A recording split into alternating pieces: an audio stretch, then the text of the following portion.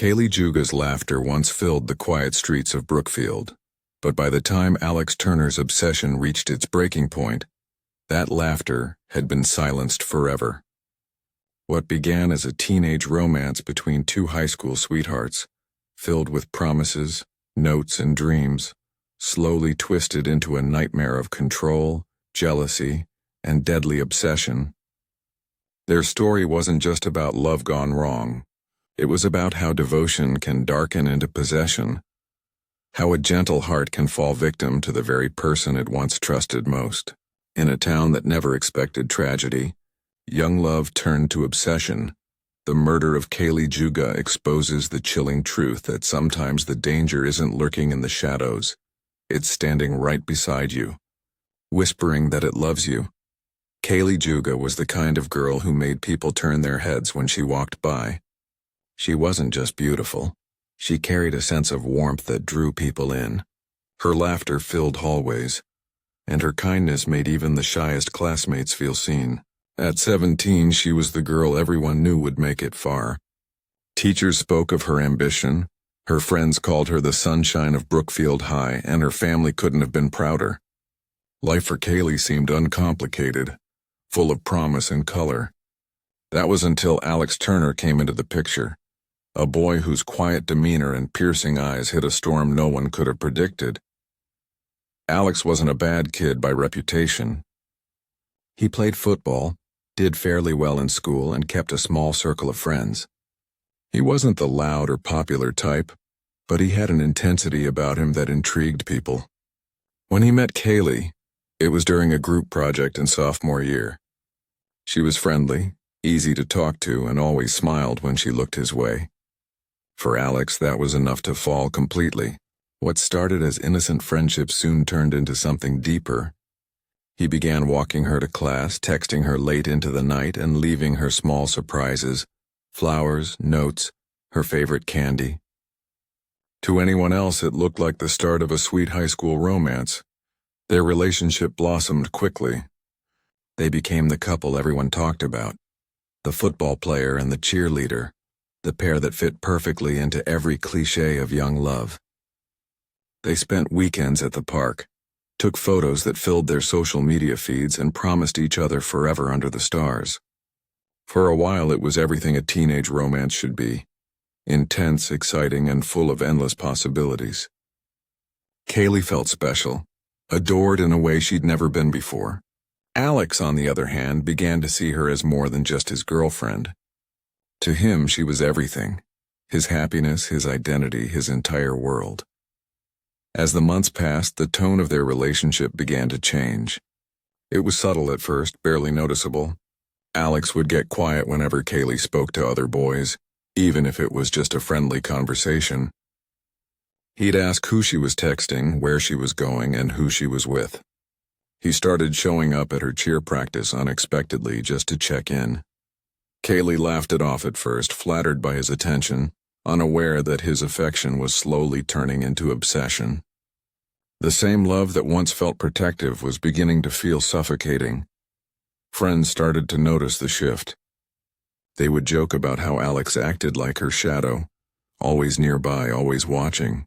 Kaylie tried to defend him, saying he was just protective, that he cared too much. But deep down, a part of her was beginning to feel uneasy. She missed the lightness their relationship once had, the carefree laughter that had now been replaced by tension.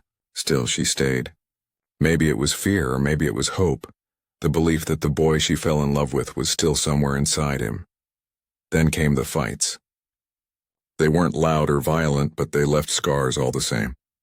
Arguments about small things, missed calls, late replies, friendly messages, grew into long silences and cold stares. Kaylie started spending more time with her friends, trying to reclaim pieces of herself that she had lost. Alex, however, saw it as betrayal. He began to text her constantly, needing reassurance that she still loved him. Every unanswered message fed his insecurity, and every unanswered call deepened his anger. Kaylie's mother noticed the change in her daughter's eyes. The sparkle was dimming, replaced by exhaustion. She asked if everything was okay, but Kaylie only nodded, insisting it was just school stress. She didn't want to worry anyone, and she didn't want to be the girl who couldn't handle her relationship. But the truth was she felt trapped, caught between the memory of the love she once had and the fear of what it was becoming. By the time spring came around, Kaylie's once perfect romance had turned into something darker. The boy who once made her heart race now made her heart ache. What began as a story of young love was slowly unraveling into something no one around them could quite understand. The smiles in their photos remained, but behind them hid the first shadows of danger, shadows that would soon grow too dark to ignore. The weeks that followed were heavy with tension that no one could quite name.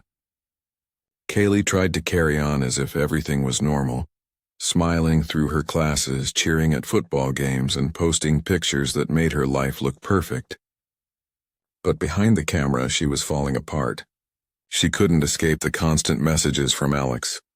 Every time she ignored a call, another one came. If she didn't answer within minutes, he'd text things that left her shaken. Accusations, guilt, and anger disguised as love. The more distance she tried to put between them, the tighter his grip became. Her mother noticed the signs first. Kaylie had stopped sleeping well.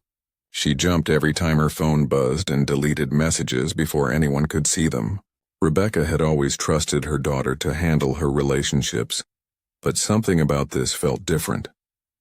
One night she found Kaylie sitting on her bed, phone in hand, eyes red from crying. When she asked what was wrong, Kaylie brushed it off, saying it was just teenage drama. Rebecca didn't push further, but deep down, she sensed that this wasn't the kind of drama that faded overnight. At school, rumors began to circulate. Alex was seen waiting by Kaylie's locker every morning, even when she tried to take different routes. He followed her to the cafeteria, sat close during practice, and watched her from the bleachers. Her friends began to worry. One of them, Jenna, tried to talk to her about it, but Kaylie defended him, insisting he just missed her. Still, her tone lacked conviction. It was as if she was trying to convince herself more than anyone else. The school counselor, Mrs. Anderson, eventually took notice too. She saw how Kaylie had gone from a cheerful, outgoing student to someone withdrawn and anxious. When she called Kaylie in for a talk, Kaylie finally admitted that she was scared. Not because Alex had hurt her physically, but because he wouldn't let her go. He threatened to show up at her house, told her he couldn't live without her, and once even hinted that he'd hurt himself if she didn't come back. Mrs. Anderson suggested that she and her mother consider contacting the police, or at least setting boundaries. But Kaylie was hesitant. She still cared about him. She didn't want to destroy his life only to get hers back. Rebecca decided to reach out to Alex's parents. The meeting was uncomfortable, polite at first but tense underneath. They insisted their son was just emotional and that he would never do anything to harm Kaylie. They promised to talk to him, but nothing changed. In fact, things only got worse. Alex began showing up near Kaylie's house, parking his car at the end of her street and sitting there for hours. Once he followed her to the mall, pretending it was a coincidence. She stopped posting on social media, hoping that if he couldn't see her, he'd stop watching. But he didn't. Every morning she woke up to messages, pages of apologies, declarations of love, and then threats. He wrote about how no one would ever love her like he did, how she was his entire world, how losing her was killing him. At first, the words made her cry. Later, they just made her numb. She started leaving her phone downstairs at night, turning off the sound so she could sleep. But even then, her dreams were filled with his voice. One afternoon, Kaylie found a note in her locker written in Alex's handwriting. It read, "If I can't have you, no one will." The words chilled her to the bone. She showed it to Jenna, who urged her to tell someone, but Kaylie tore it up and threw it away. She didn't want to make things worse. She wanted it all to stop quietly, to fade like a bad dream, but it didn't. The fear grew heavier each day. She started walking home with friends, double-checking that her doors were locked and keeping the curtains closed at night. Rebecca could feel the change in the air. the tension that seemed to follow her daughter everywhere. She thought about calling the police, but Kaylie begged her not to. She didn't want to be the girl everyone whispered about, the one whose boyfriend went too far. Yet deep inside, both mother and daughter knew something terrible was coming. The signs were everywhere. Obsession disguised as devotion, control mistaken for care. The relationship that once seemed sweet and innocent had turned into a cage Kaylie couldn't escape. And while everyone around her hoped it would simply pass, Alex was already planning something far more permanent. The days leading up to prom felt strange for Kaylie. The air carried that familiar excitement of senior year, the laughter in the hallways, the chatter about dresses and limousines, the anticipation of one perfect night before graduation. But beneath the noise, she carried a growing sense of dread. She could feel Alex's presence even when he wasn't there, as if his shadow had taken root in her mind. Every time her phone buzzed, her heart skipped. Every time she walked to her car, she looked over her shoulder. It wasn't just fear anymore. It was exhaustion. She wanted to breathe again, to live without feeling watched. When she finally blocked his number, she felt both relief and guilt. She sat on her bed, staring at her phone, wondering if he was reading her silence as defiance. She knew how he thought. How rejection to him wasn't just pain but an insult, a betrayal. That night, she posted a photo of her prom dress online, captioned with excitement. It was meant to mark a new chapter, a way of telling herself she was finally moving on. But to Alex, it was a message he couldn't ignore. Alex had been unraveling quietly. After Kaylie cut him off, his world shrank to memories of her. Her photos, her perfume on an old sweatshirt, the notes she once wrote. He spent hours scrolling through old messages, replaying her voice notes, studying every picture like evidence of a crime. To him, she wasn't just a girl anymore. She was a promise broken. His mind twisted every memory into proof that she had changed, that she had turned against him. He stopped hanging out with friends, avoided his parents, and spent most nights driving aimlessly through the streets of Brookfield, replaying the same thoughts over and over. He began to convince himself that if he could just see her again, just make her understand, everything would go back to the way it was. But his thoughts didn't stop there. The line between love and hate blurred until he couldn't tell them apart. His journal, once filled with apologies, started to fill with darker words, words that hinted at what he was planning. He wrote about how he couldn't stand seeing her with someone else, how he would rather see her gone than see her move on. He wrote about how love wasn't supposed to end this way. Meanwhile, Kaylie tried to rebuild her normal life. She focused on her cheer team, her college applications, and the friends she had distanced herself from. For the first time in months, she began to feel like herself again. Her laughter returned, even if only for moments. But there were reminders everywhere. His car parked down the street one night, an unfamiliar number calling her repeatedly, a bouquet of flowers left at her doorstep with no note. She wanted to believe it was coincidence, that she was just being paranoid. Yet deep down, she knew it wasn't over. Rebecca noticed the changes too. Her daughter smiled more, but it was fragile. There was still something in her eyes, a watchfulness, a fear she couldn't shake. Rebecca wanted to believe things were getting better. But one evening, when she found Kaylie sitting in her car long after coming home, staring blankly at the steering wheel, she knew her daughter was still living in quiet terror. Alex's behavior had grown erratic. He was missing classes, avoiding friends, and spending long stretches of time alone. Those who knew him thought he was dealing with heartbreak, nothing more. But in his room, he was preparing. He checked Kaylie's social media every day, keeping track of her plans, her routines, her schedule. He learned where she would be and when she'd be home. His anger became a kind of purpose, his obsession a mission he couldn't turn away from.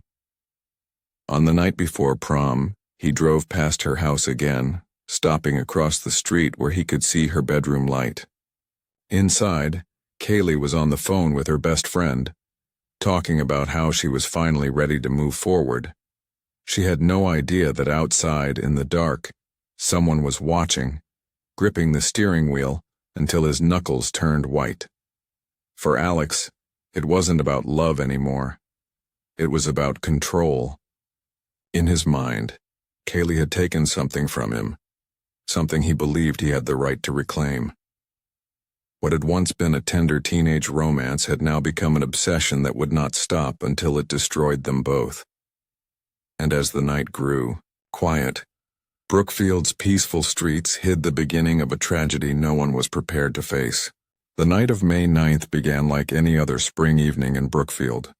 The streets were calm, washed in the soft glow of streetlights. Families were settling in for dinner, the hum of televisions drifting through open windows. Inside the Juga home, Kaylie had just returned from cheer practice. Her hair was pulled into a loose ponytail, her uniform bag slung over her shoulder. She looked tired but content, relieved that the day was finally over. Her mother greeted her at the door, asking about practice, and Kaylie smiled, saying it went well. For a brief moment, life felt normal again. The tension that had once hung in the air seemed lighter, almost forgotten. But normalcy has a way of hiding what's about to go wrong. Across town, Alex Turner sat in his car, parked beneath the shadow of an old oak tree. His mind was racing, tangled in a storm of emotion. He had been replaying the last few months in his head, every moment of their relationship, every word Kaylie had ever said to him. Her smile haunted him. Her laughter taunted him. He felt like he had been erased, replaced by a version of himself he didn't recognize. In his pocket was something heavy, cold, something he had convinced himself was the only way to end the pain. He told himself he just wanted to talk. But deep down, he knew this wasn't about words anymore. It was about making her listen. One last time. At 8:30 p.m., Rebecca went upstairs to shower, leaving Kaylie in the living room scrolling through her phone. Music played softly in the background, the comforting noise of an ordinary night. Kaylie's phone lit up with an unknown number. For a moment, she hesitated. The air seemed to grow heavier around her. She thought about ignoring it, but curiosity or maybe fear got the better of her. When she opened the message, her breath caught. It was from Alex. "I'm outside. We need to talk." Her heart began to pound. She stood up, peeking through the window, but the street looked empty. She wanted to call her mom, but something in her froze. Maybe it was disbelief, maybe denial. She texted back, telling him to leave her alone, but there was no response. Then came the sound. A faint rustle near the side of the house. Her pulse quickened. She turned toward the door, every nerve in her body screaming to run. Moments later, the front door creaked open. The sound was soft, almost polite, but it made the hair on the back of her neck stand up. Kaylie's breath grew shallow as she backed away, eyes darting toward the stairs.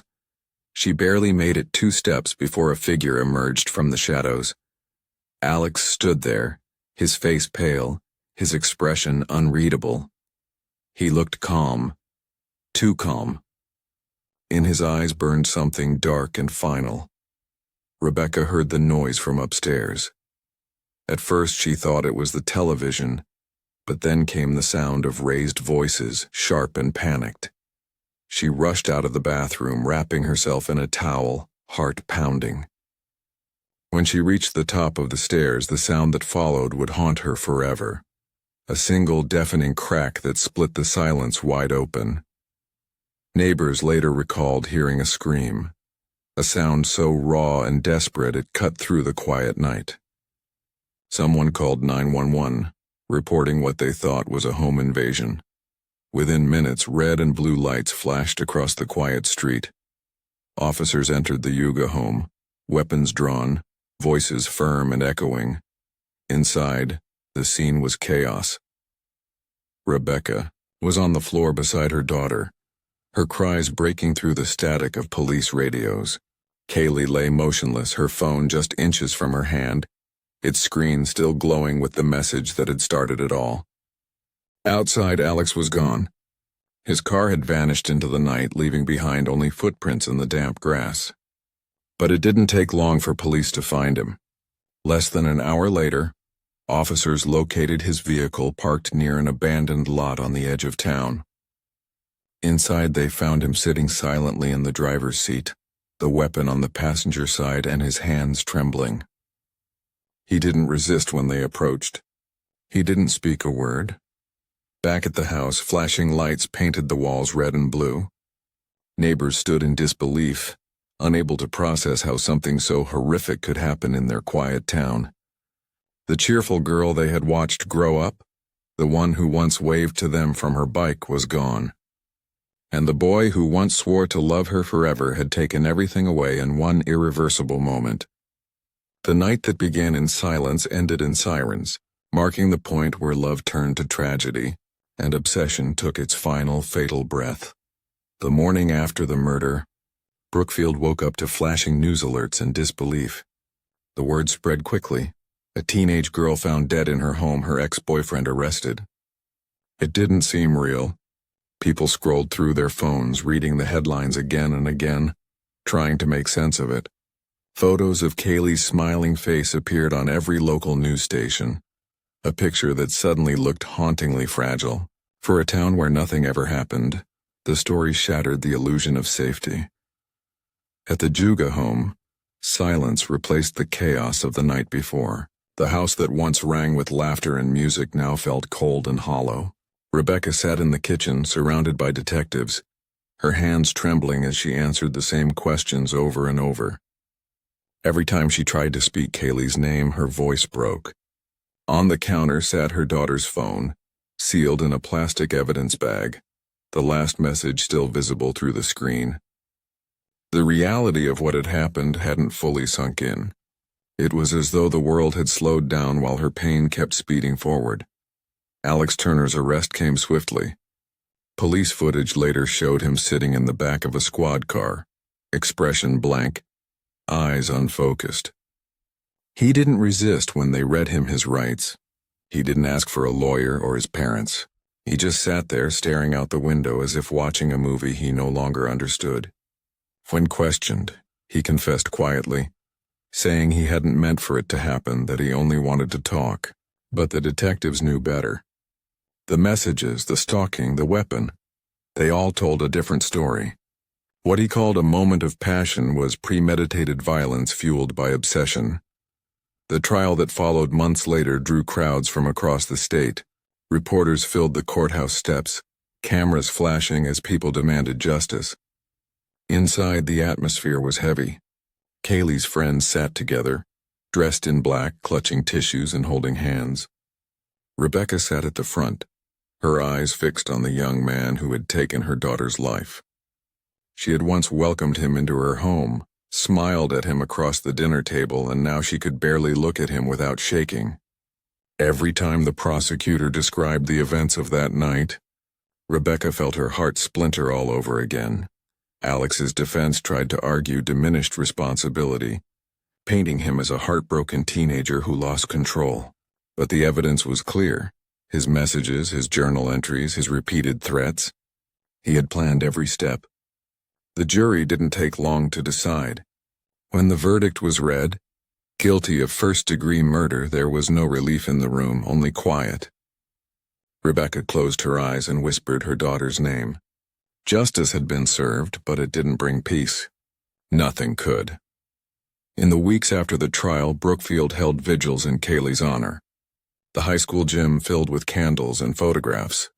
Her cheer uniform displayed on a stand beside her favorite trophy. Friends spoke about her kindness, her laughter, and how much they wished they had done more to protect her. Teachers cried as they read poems written in her memory. The gym, once filled with cheers, now echoed with grief. Kaylee's story spread far beyond her small town. News outlets across the country picked it up, using her name as a symbol of what happens when love turns dangerous. Her mother turned her pain into purpose, starting an awareness campaign for teen dating violence. She spoke at schools, telling students that love should never come with fear. Her voice was steady, but her eyes always carried the same quiet sorrow, the look of a mother who had seen the worst of what obsession can do. Months passed, but the wound in Brookfield never healed. People still left flowers by the Juga mailbox, still whispered her name when they walked past the house. Kaylee's room remained untouched, her posters still on the walls, her prom dress still hanging in the closet. Sometimes Rebecca sat on her bed, scrolling through old photos, trying to remember the sound of her laughter. Each picture was a reminder of how quickly innocence can be stolen, how easily love can turn into something fatal. In the end, Kaylee's story became more than a tragedy. It was a warning, a reminder that obsession doesn't announce itself with violence at first. It begins quietly, disguised as care, disguised as love, but if ignored, it grows until it destroys everything in its path. And for those left behind, the hardest part isn't the loss itself. It's knowing that it could have been stopped. The town of Brookfield would never forget her name, and neither would anyone who heard her story.